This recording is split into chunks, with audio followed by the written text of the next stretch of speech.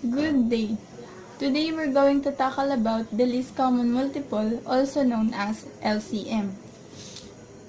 LCM is the smallest positive number that is a multiple of two or more numbers. There are three ways in solving LCM. First is the canonical decomposition, second is using GCD, and the third is recursion. First, let's have the first method, which is canonical decomposition. Let A and B be the positive integers with the following canonical decomposition. A is equal to P sub 1 raised to A sub 1 times P sub 2 raised to A sub 2 up to P sub n raised to A sub n.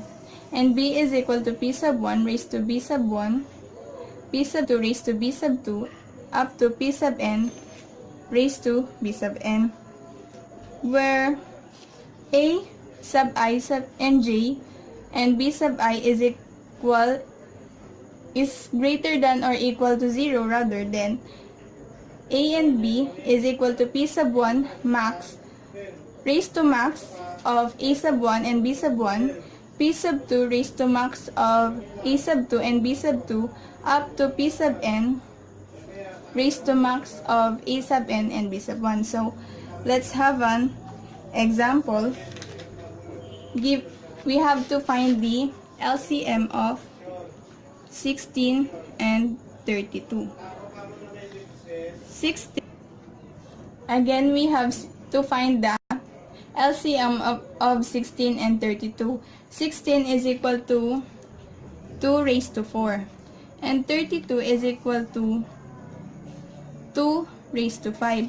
As you observe, we have the common base of 2. Then, we can use the canonical decomposition to find the LCM of 16 and 32. So, let's have 2 raised to max of 4 and 5. Our highest exponent is 5, so we have 2 raised to 5. And 2 raised to 5 is equal to 32. Then we can say that the LCM of 16 and 32 is equal to 32. So let's have another example. Given that 12 and 18, we have to find the LCM of 12 and 18. We can say that 12 is equal to 2 raised to 2 times 3, and 18 is equal to 3 raised to 2 times 2. Then, as we observe, again, we have the common bases of 2 and 3. Then, we can write 2 raised to max of 1 and 2 times 3 raised to max of 1 and 2. Then, in 2 raised to max of 1 and 2, we have the highest exponent of 2. And 3 raised to max of 1 and 2, we have also the highest exponent of 2. Then we can write 2 raised to 2 times 3 raised to 2. And it is equal to 4 times 9. And 4 times 9 is equal to 36. Then we can say that the LCM of 12 and 18 is equal to 36. So now let's proceed to our second theorem, which is the using GCD. Let A and B be the positive integers, then the LCM of A and B is equal to the quotient of A times B and GCD of A and B. So to understand the theorem, let's have an example. Given that 10 and 25, we ask to find the LCM of 10 and 25. And 10 and 25 is equal to the product of A and B, which is 10 times 25 divided by the GCD of 10 and 25, which is 5. 10 times 25 is equal to 250 divided by 5. 250 divided by 5 is equal to 50. then we can say that the LCM rather of 10 and 25 is equal to 50. So let's proceed to our second example.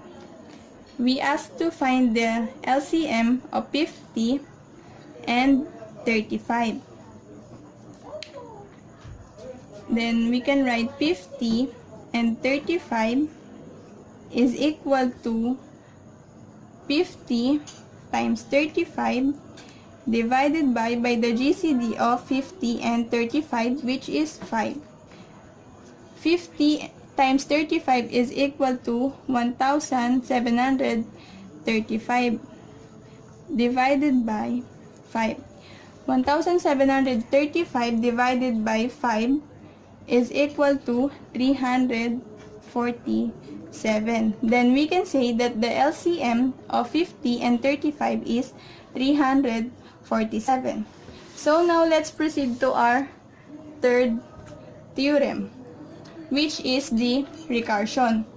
Let a sub 1, a sub 2 up to a sub n be n sub n is greater than or equal to 3, then we can say that a sub 1, a sub 2 up to a sub n is equal to the quantity of the a sub 1, a sub 2 up to a sub n minus 1, and a sub n.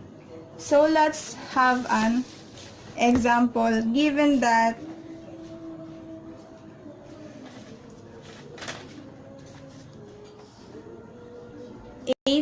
and 12 and 15.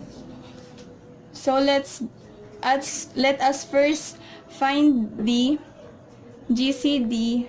8, 12 and 15 is also equal to the quantity of 8 and 12 and 15.